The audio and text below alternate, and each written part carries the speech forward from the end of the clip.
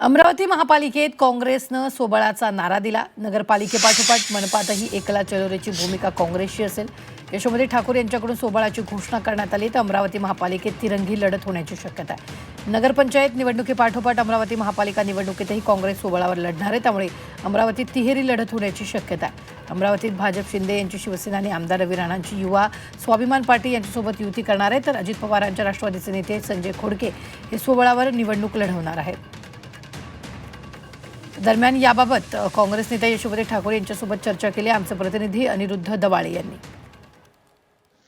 महापालिकेची निवडणूक जाहीर झालेली आहे आणि आता प्रत्येक पक्ष युती आघाडी जी आहे ते करण्यामध्ये सध्या व्यस्त आहे। निवडणूक जी आहे ती 15 तारखेला होणार आहे। अशातच अमरावतीमध्ये जर पाहिलं तर अजित पवारांची जी राष्ट्रवादी आहे ती स्वबळावर निवडणूक लढणार आहे आणि महाविकास आघाडीच्या नेत्या आणि काँग्रेसच्या नेत्या यशोमती ठाकूर आपल्यासोबत आहे। ताई, अमरावतीमध्ये महाविकास आघाडी म्हणून निवडणुकीला पुढे जाणार का? बघा, आता आम्ही स्वबळावर आहोत, पंजा घेऊन आम्ही सामोरे जातो आहे। कोणाला लोकल लेवलवर काय ऍडजस्टमेंट करावे लागतील जर लागल्या तर तो त्यांचा वैयक्तिक विषय राहील, किंबहुना आमचे कार्यकर्ते जे निर्णय घेतात त्याला आम्ही सपोर्ट करू। आज तर आम्ही स्वबळावर पंजा घेऊन आम्ही सामोरे जातो। साधारण किती जागांवर जे आहे ते तुम्ही निवडणूक लढताय? आम्ही सगळ्या जागांवर लढतो, जेवढ्या जागा आहेत तेवढे उमेदवार आहेत आणि त्या सगळ्या जागांवर आम्ही निवडणूक लढतो। काही उमेदवार जे आहे ते पळवापळवीचं चित्र आहे, काही उमेदवारांना धमकावल्या जात असल्याचं बोललं जात आहे।